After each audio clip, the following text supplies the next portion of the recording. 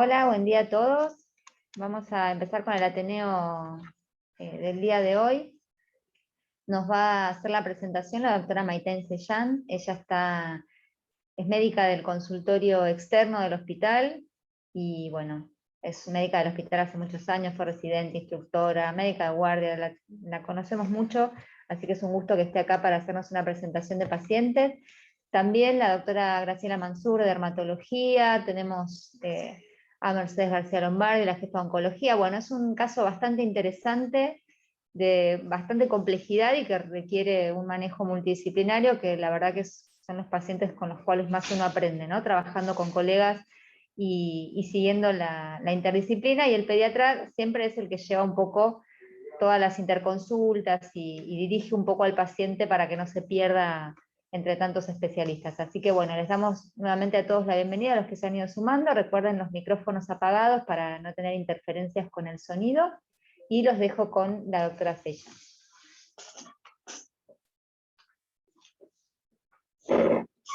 Hola, buen día. Gracias a todos por unirse. Vamos a presentar dos pacientes que seguimos en el consultorio. Uno lo seguí yo y otro María Eugenia Palizas. Así que, pero me toca unir en esta presentación a ambos. Comparto pantalla, sí, chicas, directamente. ¿Dónde puedo compartir pantalla? Ahí va. Muy bien. Yo lo voy a hacer, ¿no?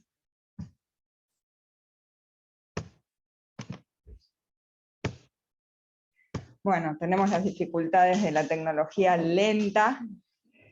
La idea es presentar dos pacientes que tienen en común que durante su seguimiento se hizo el diagnóstico de su neurofibromatosis tipo 1, pero el diagnóstico de enfermedad fue distinto, y ver las complicaciones que tuvieron, ¿sí?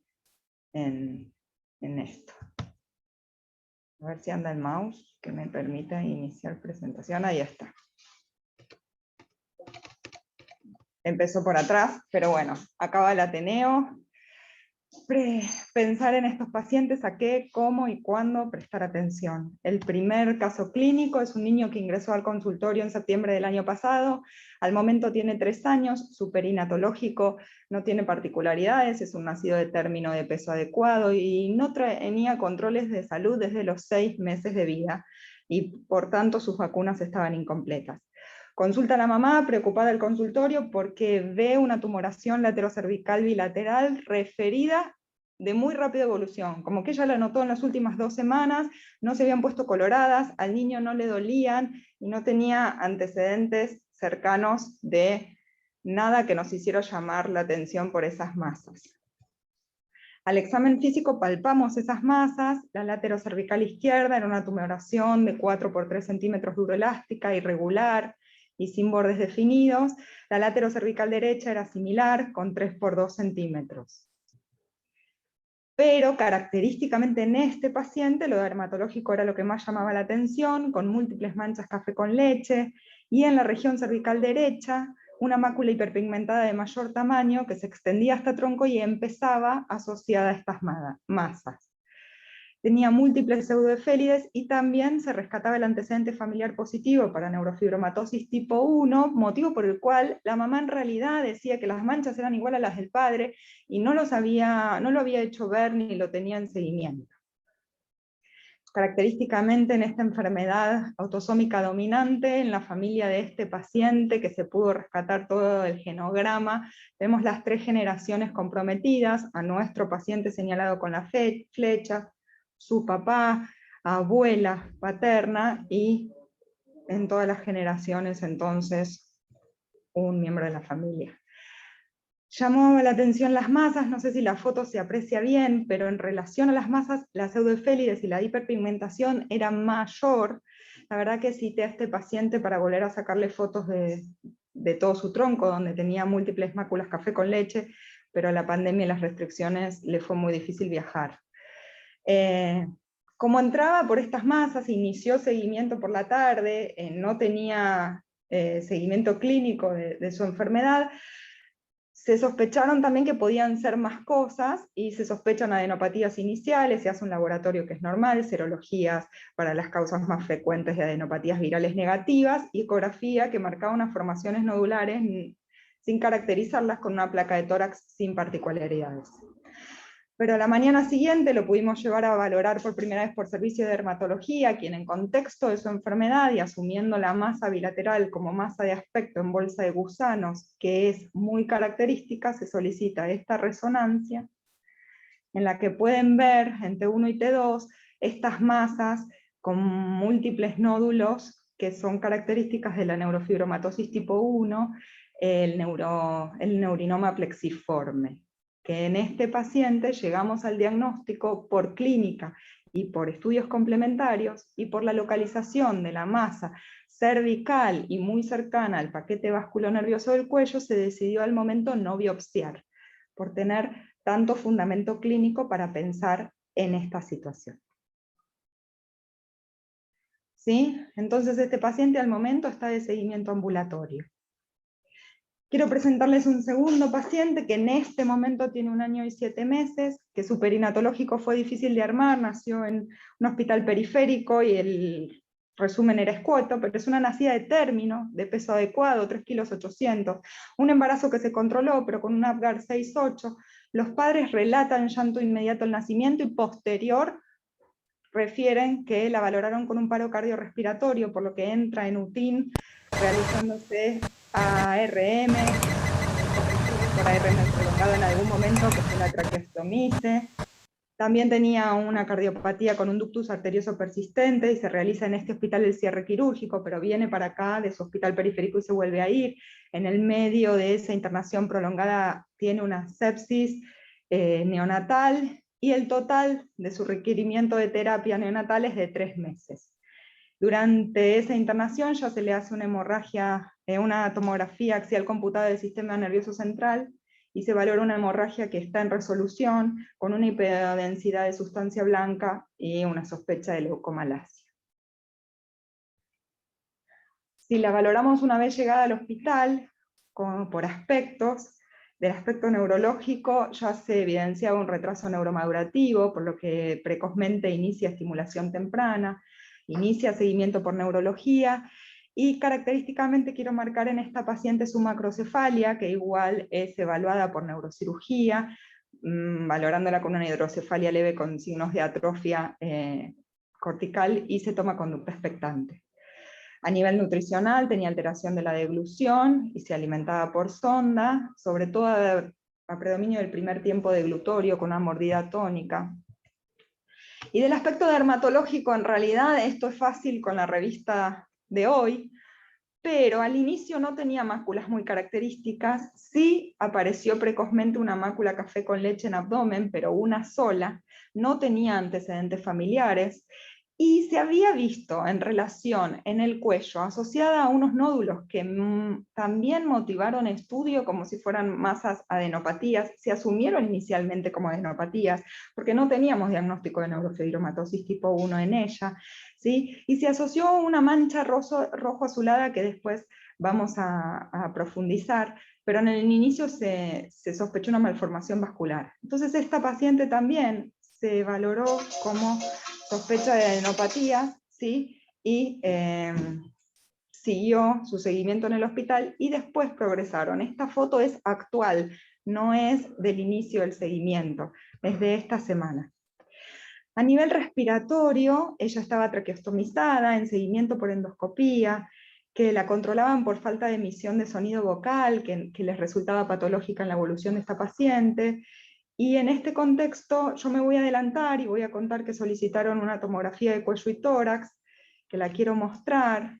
Estas son imágenes características de esta tomografía que se realiza en febrero del 2021, ¿sí? Cuando ven la axial de cuello sobre la izquierda, ven esa masa prevertebral que está ocupando todo el espacio entre tráquea y vértebra, y está empujando y deformando la tráquea hacia adelante, y esa masa continúa a mediastino, donde la ven en la tomografía axial de tórax, bastante difusa, pero delimitada, ¿sí? Acá está el informe transcripto de lo que dijeron en tomo, ¿sí? Entonces también se evidencia engrosamiento del tercio distal del esófago en la TAC de tórax, tráquea y bronquiofuentes disminuidos de diámetro por compresión extrínseca. Entonces yo ahora quiero que Ivana, que participó en este momento, que fue ella la que le pidió la tomografía en realidad, nos pueda compartir lo que ellos veían desde endoscopía, ¿sí? Voy a dejar de compartir para dejarla compartir a ella. A ver. Pone toda la pantalla.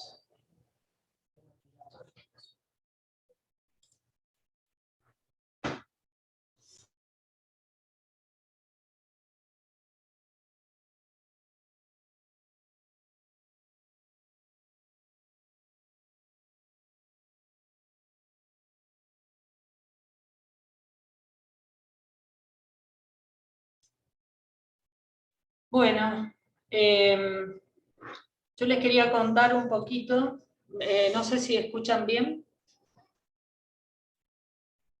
Sí, se escucha bien, Ivana. Bueno, bárbaro.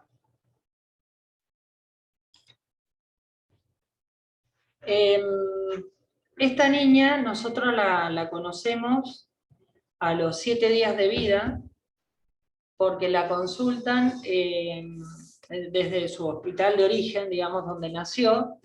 La tienen que intubar, como dijo Maiten, la tienen que intubar inmediatamente al nacer, y dentro de esos 7 primeros días la niña tiene 2 fracasos en la extubación. Entonces nosotros la pusimos en quirófano para hacerle una endoscopía diagnóstica, y lo que vemos es lo que se ve ahí, que son las 2 cuerdas vocales con edema, la subglotis con edema, y llamaba la atención que ya en el bronquio fuente izquierdo tenía una disminución de la luz. Nosotros la conocimos así a la nena, directamente con la poca historia que nos contaba, con esta endoscopía. Entonces, como era una endoscopía que estaba dentro de lo común, el plan fue, tiene un ductus arteriovenoso que era quirúrgico, con una hipertensión pulmonar del 80%, entonces dijimos, bueno, que se opere el ductus, y si después sigue con fracaso en la extubación, nosotros ahí la volvemos a ver.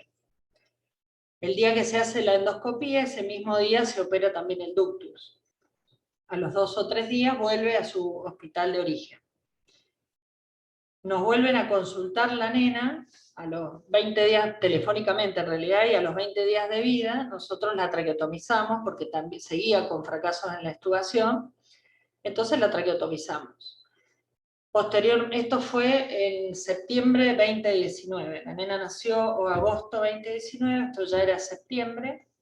Entonces nosotros la empezamos a seguir por consultorio, la traía la gente del hospital, entrenamos a los padres, y a los 2 meses, 3 meses se fue a su casa.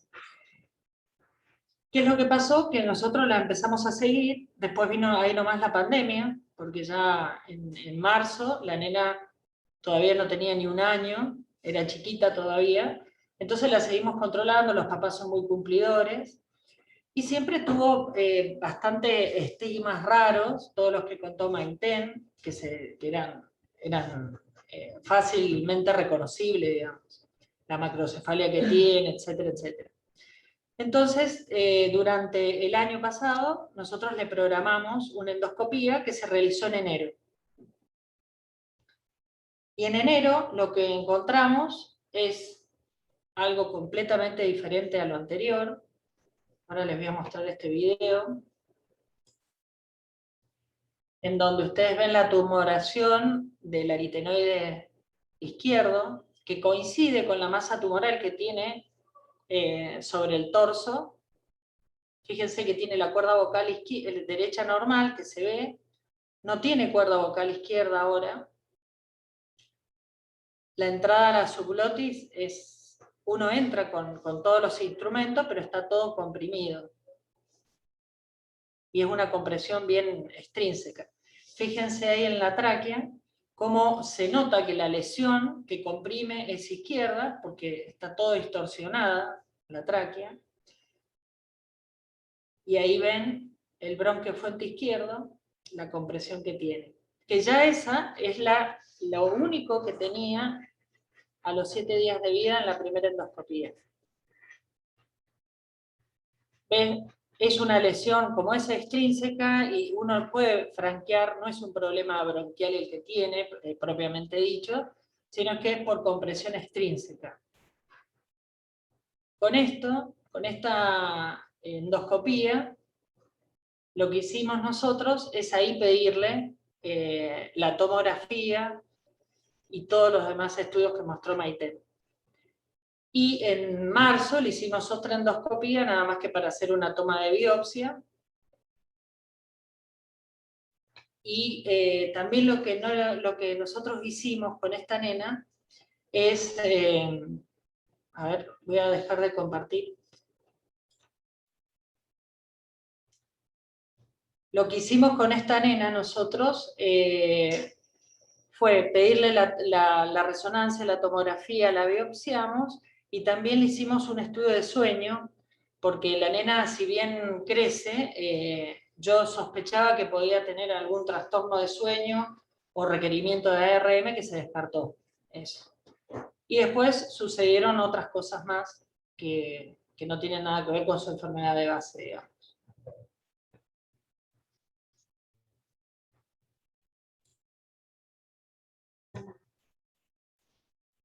Bueno, muchísimas gracias por participar, Ivana. Entonces, en esa endoscopía se toma una biopsia, ¿sí? Y de esa biopsia, si logro que ande la presentación, no estaría funcionando. Ahí está. Se toma la biopsia de laringe y ahí hacemos el diagnóstico de neurofibroma plexiforme paralelamente a que la paciente evoluciona con más máculas café con leche, tiene esa macrocefalia que es una característica también de estos pacientes, y comienza seguimiento con dermatología también. Actualmente está internada esta paciente, hace 15 días tuvo una gastroenteritis que la llevó a un shock hipovolémico, hizo un síndrome convulsivo y entró a la terapia intensiva, intubada no, en ARM a través de su traqueostomía, ¿sí? Y realizó no se podía despertar, su sensorio seguía alterado, le hicieron estudios de resonancia y angioresonancia, y en este momento está cursando un ACV isquémico, ¿sí? Y entonces hasta acá, hoy presentamos estos dos pacientes que su motivo de consulta inicial o de seguimiento son sus tomoraciones que llevan al diagnóstico de neurofibromas plexiformes, en uno con un claro antecedente familiar, con compromiso de piel y localización en cuello extrínseca, y queremos debatir su evolución a largo plazo. En otro, el diagnóstico inicial de neurofibromatiosis fue dificultoso y tiene mucho compromiso, un fenotipo de cuello y mediastino con tumoraciones que comprometen su vía aérea, el paquete vasculonervioso y abarcan mediastino, y esto merece un debate en el que queremos participar con oncología, que por suerte están acá para poder conversar y darnos su opinión de qué opinan de estos pacientes. Hola a todos.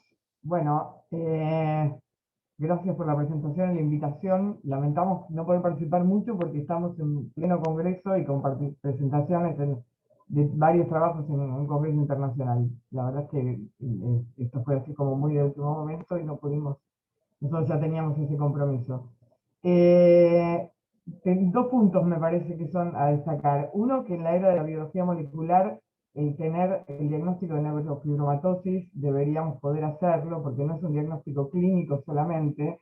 Si bien el diagnóstico clínico es la sospecha, hoy deberíamos poder hacer un estudio genético de estos pacientes y evaluar, sería interesante que estuviera la gente de genética, y poder evaluar si realmente el segundo paciente, el primer paciente tiene una neurofibromatosis que por clínica no alcanzaría con los criterios. La segunda cosa es que el diagnóstico presuntivo de neurofibroma plexiforme no se puede asumir como neurofibroma plexiforme. Clínicamente ese paciente para nosotros tiene neurofibromas, son las características clínicas de esas lesiones en cadena, y el neurofibroma plexiforme en general es más una lesión única que crece de manera más agresiva. Pero me parece que habría que agotar los recursos como para poder poner un diagnóstico de enfermedad neurofibromatosis. Y la segunda cosa es que la participación de oncología en estos pacientes aparece exclusivamente cuando el paciente tiene un tumor maligno, que como ustedes saben, tiene mucha mayor frecuencia de gliomas de la vía óptica, desde el nervio óptico hasta quiasma y todas las cintillas ópticas. Tienen más predisposición a tener tumores malignos de cualquier localización, básicamente sarcomas, tumores de la vaina, tumores malignos de la vaina. Y el neurofibroma plexiforme, que si bien no es un tumor maligno desde el punto de vista histológico, es un poco más agresivo, pero sigue siendo un neurofibroma, tiene una tendencia a, justamente lo que les decía antes, a crecer de forma más desmedida y de acuerdo a la localización que tenga, en la estructura, puede comprometer estructuras que pueden llegar a comprometer la vida o tener trastornos muy importantes en estéticos y que no son poco importantes por ser estéticos también. Como es el caso de la segunda niña, que sí tiene un diagnóstico histológico de neurofibroma plexiforme, que es lo que se debe hacer para poder indicar un tratamiento, y que en esos casos, en caso de neurofibroma plexiforme, existe una mutación agregada a la NF1, que es a la mutación de línea germinal de la neurofibromatosis, que es la que hace que haya aparecido en los últimos años un target terapéutico para estos pacientes, y ahí es donde comienza la intervención de oncología. O sea, primer punto, el diagnóstico de neurofibromatosis debería ser por secuenciación o por búsqueda de la mutación del gen, para poder además dar un consejo genético. La intervención de oncología es exclusivamente en los pacientes que tienen tumores malignos o tumores neurofibromas plexiformes agresivos y que no puedan recibir un tratamiento quirúrgico, que es la primera indicación. Les muestro en 2 palabras, si me dejan compartir la pantalla, dos o tres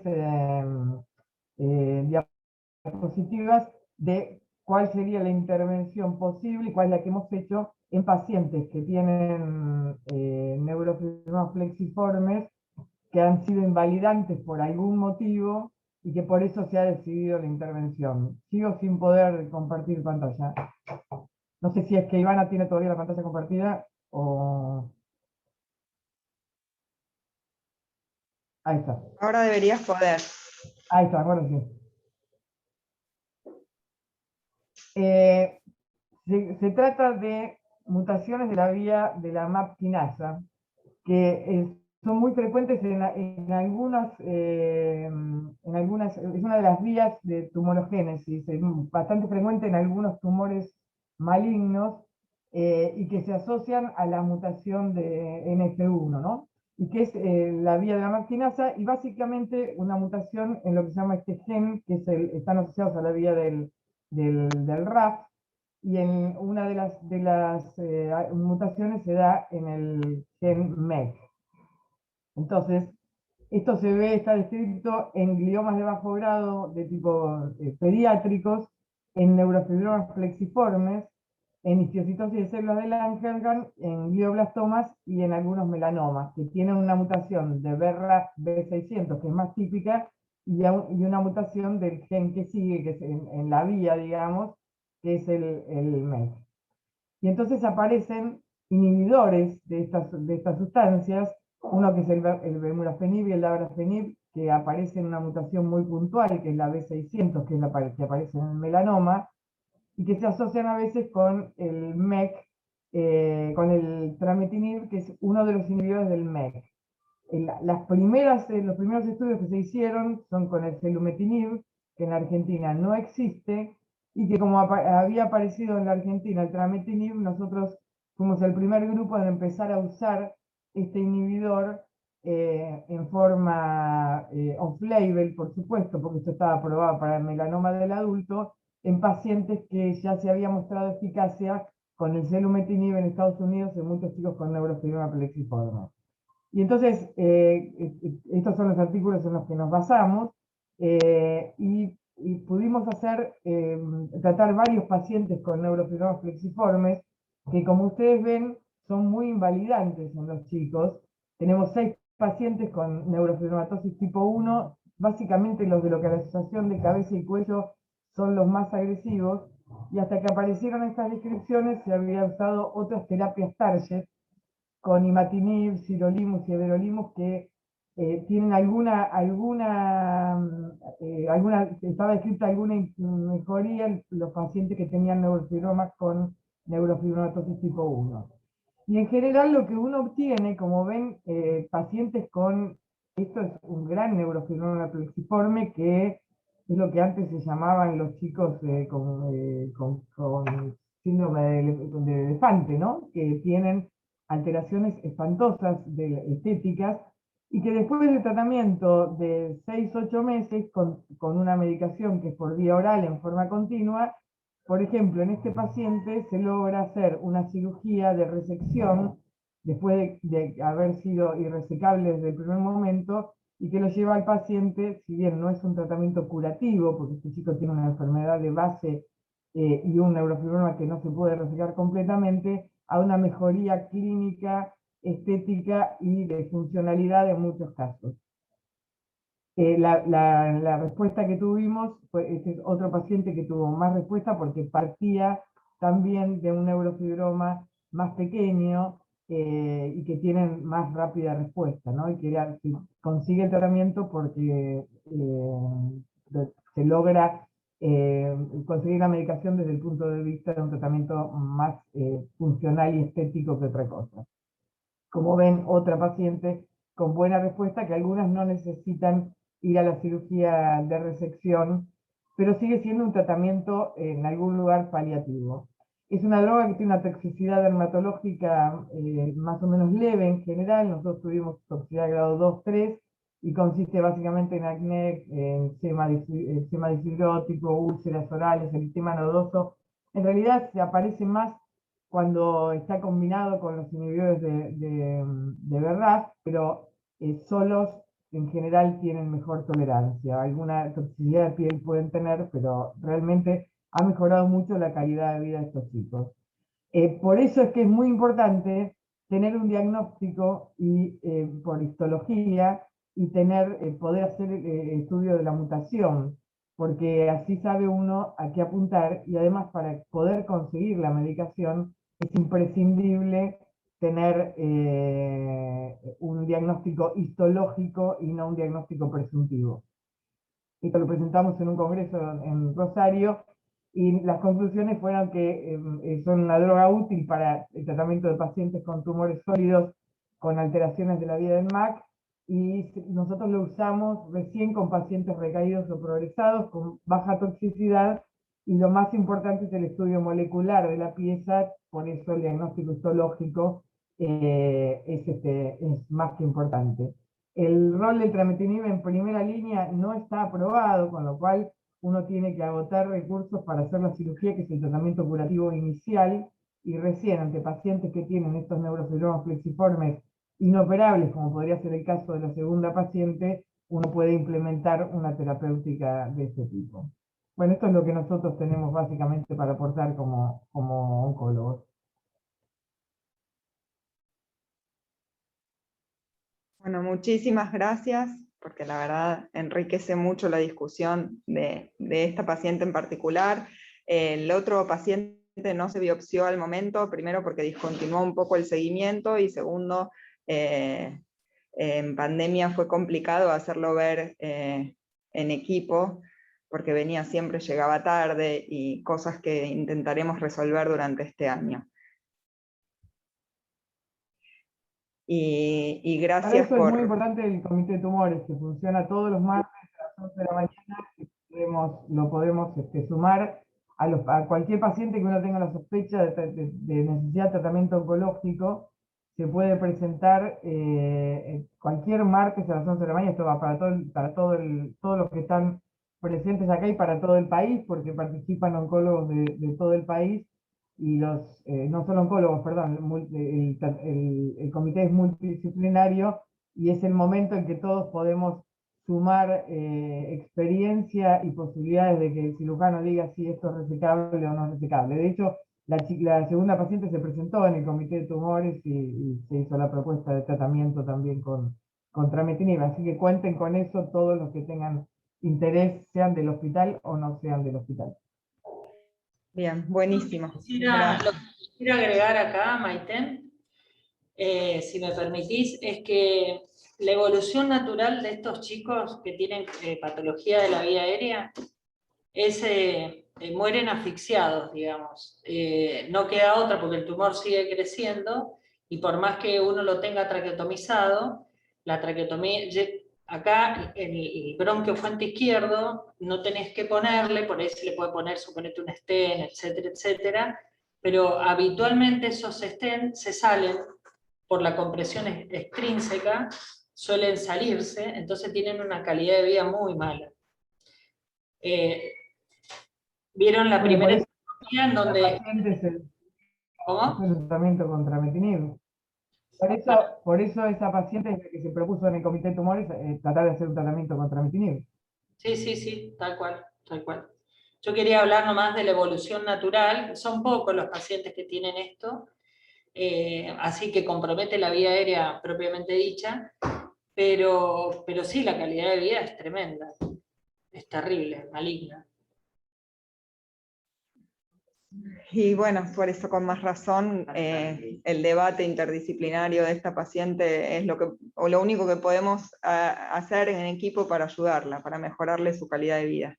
Maiten, ¿y sabés ahora cómo está la nena neurológicamente? Porque nosotros estamos hablando de una nena que hasta marzo fue así, como la contamos. Ahora, por el momento, continúa en terapia, en sostén con asistencia respiratoria mecánica. Había iniciado reflejos por ahora. La verdad es que parte de lo que toca hablar ahora es cómo acompañamos a esta familia, una familia que viene luchándola con una nena que tuvo múltiples secuelas perinatales y esta enfermedad tan agresiva para ella. Y que la mamá nos ha verbalizado que no está del todo tranquila con que salga de la terapia en estas condiciones. Entonces, a ver cuánto vamos a hacer de esfuerzo terapéutico en esta nena es el próximo debate, en realidad, entre salir corriendo a tratar su tumor, pero ahora ya estamos viendo en otro escenario. Su escenario neurológico es un impedimento grande para limitar el esfuerzo terapéutico eventualmente, pero es el próximo debate que está empezando ahora. Lo rico de presentarla también era saber que estos pacientes existen. Para nosotros en consultorio fue muy difícil de diagnosticar, porque la verdad es que si no le tocaba hacerse una endoscopía y no descubrías las lesiones endoscópicas y se biopsiaba, también hubiésemos diferido todavía más el diagnóstico. Entonces por eso también la queríamos compartir. Quiero hacer un mínimo cierre porque la doctora Mansur me va a hacer un hermoso cierre sobre la neurofibromatosis y sus complicaciones, pero quería hacer un cierre de lo que es para nosotros en consultorio ver estos pacientes que tienen neurofibromas plexiformes que son congénitos, están desde el nacimiento, aunque tienen distintos fenotipos de evolución y algunos son más veloces que otros, están en el 10 al 25% de los pacientes con NF1, y son estas masas subcutáneas de límites mal definidos con consistencia elástica, y característicamente tienen hiperpigmentadas o hipertricosis suprayacente a la lesión. Y la bibliografía nos dice que con métodos diagnósticos de ecografías más sensibles, que en este momento el hospital se modernizó y tenemos nuevos ecógrafos confirmados, podremos hacer diagnóstico presuntivo mucho más veloz de los neurofibromas plexiformes por debajo de estas lesiones más hiperpigmentadas. La mayoría tienen problema estético o estos de compresión, pero 8 a 17% evolucionará a un tumor maligno de la vaina del nervio periférico, y el pediatra de cabecera tendrá que tenerlo en cuenta para buscar si aparece dolor persistente o un déficit, lo vamos a tener que controlar, un déficit neurológico nuevo, un aumento brusco del tamaño o cambios en la consistencia que pasan de ser elásticas a duras. Entonces estos pacientes merecen este debate multidisciplinario. Hospital de Día nos ha colaborado mucho en los momentos que tenemos que mantenerlo en el hospital y juntarnos todos un martes a charlar, y el seguimiento por consultorio. Uno de los tratamientos expuestos, que es este que no está en Argentina para disminuir las masas, es el selumetinib, y ahí traía la cita para tenerlo en cuenta de que ya existen, ¿sí? Y hacer hincapié en el rol del pediatra en estos pacientes, que puede ser diferente, pero nunca es tan diferente, de acompañarlos. Ahora la paciente que está en terapia, nuestro acompañamiento puede estar cambiando y sostener una decisión de la familia. Siempre el rol del pediatra: diagnosticar, pesquisar y coordinar los equipos multidisciplinarios, y por eso era motivo de presentarlo esto desde consultorio externo. Tengo unas diapos más, pero me parece que se superponen con las de la doctora Mansur, que tiene algo muy lindo para presentarles, así que las dejo con ella.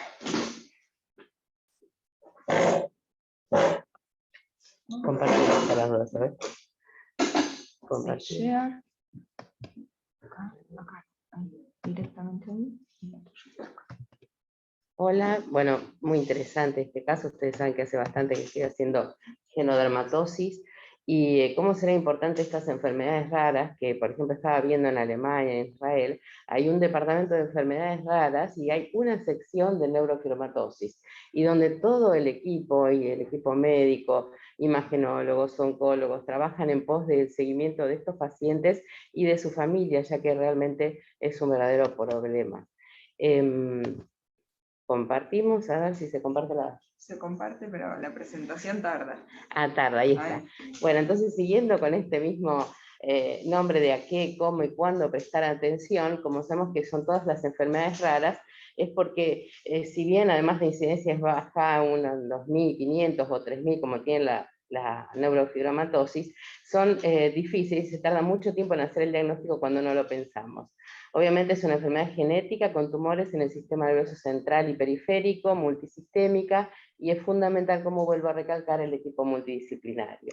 Ahora, muy bien, ¿qué es lo que nosotros vamos a ver? Lo primero que aparece es el 90-97% de los casos, las manchas café con leche. Ah, bárbaro, más de 5, es decir, 6 de más de 0,5 centímetros de diámetro en la edad prepuberal. Hay otro signo, que es el signo de Crowley, que son las pseudoefélides, porque no aparecen con el sol, que son aparecen en las axilas, en los sitios de roce o de calor o en la región inguinal. Pero una cosa es que quiero hacer recalcar es que hay manchas café con leche típicas y atípicas. Y esto es importante ver, las típicas son bien definidas, con unos bordes bien regulares, pigmentación uniforme, y las vemos en general en la NF tipo 1. Mientras que las formas atípicas pueden ser grandes, con un aspecto de archipiélago, y esa a veces es una sola, pero con una sola basta como para hacer pensar o sospechar alguna otra genodermatosis, como puede ser en este caso el Macunar, que se acompaña de pubertad precoz. Y ese diagnóstico precoz lo puedo hacer porque si viene un lactante con una mácula grande en archipiélago, ya puedo pedir una ecografía ginecológica y a lo mejor detectar alteraciones en sus ovarios. Entonces, esto es importante. Nosotros sabemos que un 10% o a veces más tienen manchas café con leche, una sola, dos, y eso no implica alteración. Incluso no está relacionado muchas manchas con una mayor agresividad o de la enfermedad. Y aquí seguimos con los criterios diagnósticos. Las manchas café con leche, dijimos, las pseudoefélides, pero aquí vemos lo que nosotros encontramos precozmente. Cuando recién nacido puede tener una incurvación de tibia y puede estar hablando de una displasia de tibia, y eso lo podemos detectar precoz. Y también, como decía acá nuestra compañera, las típicas hiperpigmentación con aumento del vello, que es característico de los neurofibromas plexiformes. Luego van a aparecer con el tiempo los gliomas ópticos, obviamente que pueden estar, por eso es importante la interconsulta con oftalmología, y a veces algunos dicen las imágenes, y ahí viene una discusión: imágenes cuándo, la resonancia cuándo, solo si tiene síntomas, o podemos detectar precozmente a lo mejor que tenga un glioma o un componente a nivel del sistema nervioso central, y eso nos puede adelantar en algunos síntomas.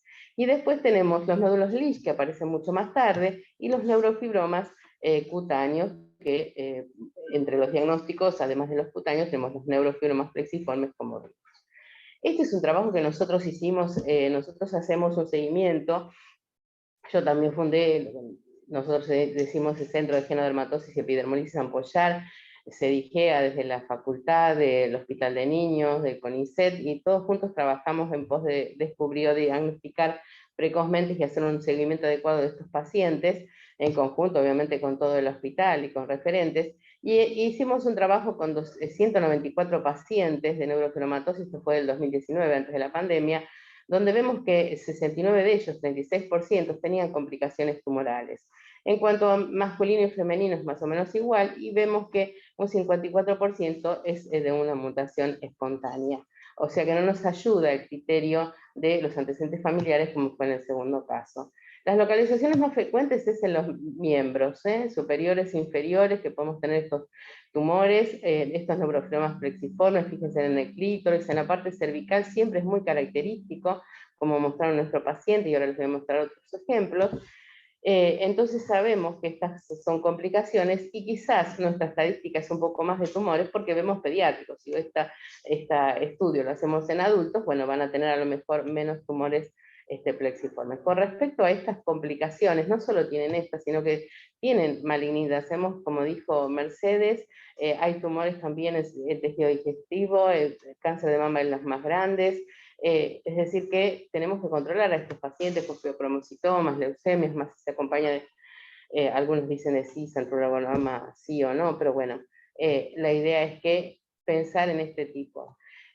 Trastornos del aprendizaje, esto es muy importante para el pediatra, porque yo valorando todos estos pacientes, son pacientes que están, los delegan, le hacen bullying en las escuelas, precisamente o porque son hiperactivos, o por el contrario tienen trastornos de la atención, o no pueden hablar de la forma adecuada. Entonces es muy importante hacer un diagnóstico precoz de cuáles son los trastornos cognitivos que tienen, como para ayudarlo y poderlo insertar en la escuela y hablar con los padres de que no son chicos traviesos, sino que a veces tienen algún problema. Esta enfermedad cerebrovascular que me estaba diciendo, de isquemia del paciente, que yo no sabía, ustedes tienen que pensar que hay un aumento de la enfermedad cerebrovascular, no solo por la hipertensión arterial que controlamos siempre, sino porque pueden tener coartación de aorta los pacientes, o alteraciones a nivel de la carótida y síndrome de Moya-Moya, que produce trastornos isquémicos y después una revascularización, y a lo mejor esa es una indicación neuroquirúrgica. La escoliosis en los grades severos también obviamente que es importante. Aquí les traigo pacientes con neurofibromas plexiformes y para que vean siempre la misma imagen, la misma característica, y que comprimen la tráquea, que van alterando su respiración, es decir, siempre se manifiestan de esta forma. Otro paciente con neurofibromatosis, pero este paciente no venía a consultar por esta tumoración que ustedes ven acá en la oreja, que la desvía, sino venía porque tenía cuadros sincopales y parece que tenía un dolor paroxístico que le producía un reflejo vagal. Y cuando le pregunté a la mamá qué tenía en la oreja, me dice, no, a mí me diagnosticaron que era un antojo, pero después me hicieron un hemangioma y eso se va a ir solo. Entonces, ojo con lo que decimos, ojo con lo que comentamos, porque este paciente viene por un cuadro sincopal con un plexiforme bastante comprometido, ¿sí? Ahí ustedes pueden ver la manifestación y obviamente es la misma imagen que vemos y que se repite. Como dijimos entonces, neurofibroma plexiforme es un tumor benigno, pero está creciendo entre los nervios, es difícil la resección, la cirugía, puede ir comprometiendo así todos los tejidos y se lo puede considerar incluso. Hay algunos que se están transformando, digamos, dentro, sin llegar a ser un tumor maligno en la vaina nerviosa, es como que hay formas atípicas que son para controlar en forma muy importante. Bueno, aquí otro paciente, y esto se los muestro por la importancia que tiene el seguimiento precoz. No le puedo decir, bueno, te controlo el año que viene. Empezó con dolor abdominal, constipación y tenía un tumor maligno en la vaina nerviosa, importante, es decir, un sarcoma, lamentablemente falleció. Pero es importante entonces el seguimiento por el pediatra, no sé si tan espaciado, sino que una consulta frecuente. Y esto es importante, los nuevos criterios, como decía Mercedes, nosotros en pacientes chiquititos que solo tenemos algunas manchas café con leche, necesitamos algo más. Y el estudio molecular es fundamental también. Otros signos cutáneos, nevos anémicos, santoralomas, la piel suave y seca, o alteraciones en la resonancia.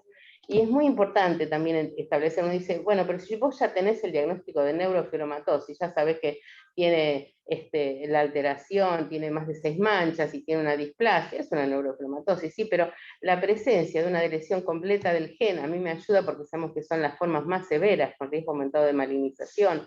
Si es una lesión, es decir, específica de 3 bases, en el exón 17 me puede estar hablando de que va a ser un cuadro mejor, es decir, alteraciones en la pigmentación, nódulos de Lisch, pero no va a haber neurofibromas ni neurofibromas plexiformes, y es muy importante para la familia si yo le puedo dar esa opción. Hay mutaciones misceses en las cuales se acompañan a veces con formas espinales, entonces yo puedo más o menos definir cuál va a ser el pronóstico. Y aquí les traje unas manchas atípicas, que acá en este paciente tiene 3 o 4 manchas, y sin embargo empezó a los 15 años con una ataxia importante, tenía meningiomas, era una NF2, y en el interrogatorio la madre tenía hipoacusia, es decir, que la tenía.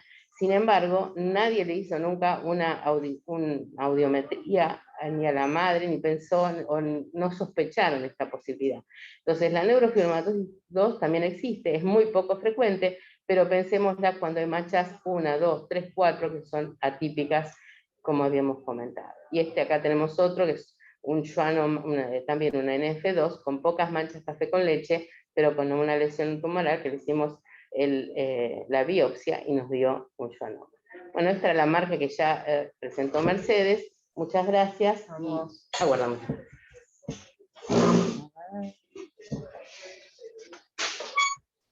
¿Dónde está el share? Acá.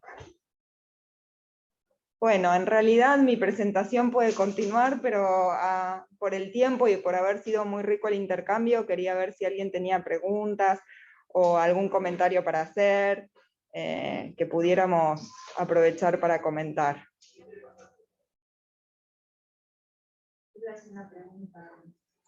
Dale. Sí, una pregunta que sobre todo creo que la va a poder contestar o Graciela o Mercedes. Si tenemos disponible el estudio genético acá en el hospital o si es accesible a través digamos, del medio hospitalario para poder hacer el diagnóstico completo en estos pacientes y también colaborar con el consejo genético y un poco cómo va a ser el seguimiento.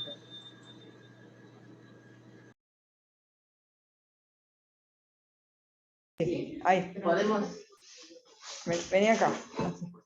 Cuando uno pide un estudio molecular, no solo pide el estudio molecular, sino también tenemos que ver, digamos, los costos y demás hierbas, ¿sí? Pero la idea es empezar con esta posibilidad de hacer en los pacientes con neurofibromatosis. Sí podemos hacer las de lesiones, tenemos el Next Generation, que puede, digamos, asumir, poder empezar con estos pacientes y lograr. Es un gel bastante importante, a veces es, digamos, bastante grande, es costoso y a veces realizar todos los estudios. Hay lugares que se especifican, digamos, laboratorios en el mundo que dicen solo hacemos, secuenciamos o hacemos el gen de la neurofibrominia, pero la idea es empezar acá en nuestro hospital, lograr a ver si podemos lograr financiamiento y demás, pero poder hacer, porque la demanda que nosotros tenemos de pacientes es muy alta, y como vemos, no en todos, pero sí en las que se sospecha. Uno no habla, pero por ejemplo,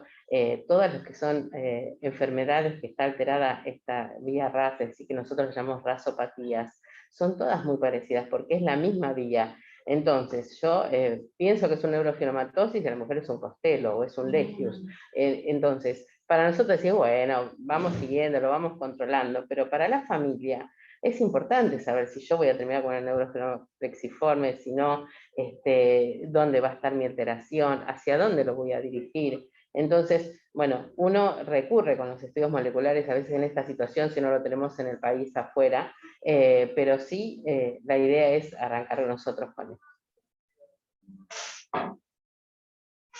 Ahí preguntan los estudios del sistema nervioso central, con qué frecuencia se piden actualmente. En realidad esto está todo el tiempo en revisión, no hay una frecuencia pautada específica para pedir los estudios del sistema nervioso central, sino mucho seguimiento clínico del pediatra y del oftalmólogo para detectar ante cambios en el examen físico, foco neurológico, o el oftalmólogo ver algo que le haga sospechar el glioma óptico, pedir las resonancias, pero no pedirlos de rutina a todos los pacientes con neurofibromatosis 1 con una frecuencia pautada, como en algún momento hace años se planteó.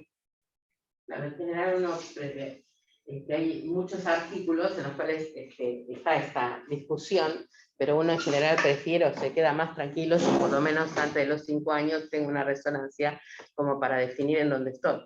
Porque uno dice, bueno, pero si no tiene síntomas para el glioma, bueno, ya está, no le voy a hacer nada. Sí, pero si empieza con una convulsión, iba a decir, como mi pediatra me lo viene siguiendo, debutó con una convulsión, tiene un glioma, y además la misma resonancia, al ver, por ejemplo, que ese tumor, ¿no?, que es el glioma, puede envolver la hipófisis, la región del hipotálamo, puede empezar con manifestaciones endocrinológicas, entonces ya estamos hablando de otro compromiso. Entonces yo en general me adapto o me gusta más decir, bueno, una resonancia antes de los 5 años tengo. Sí, también el pedido de la resonancia viene a cabo con la experiencia de cada centro y lo que está acostumbrado a ver.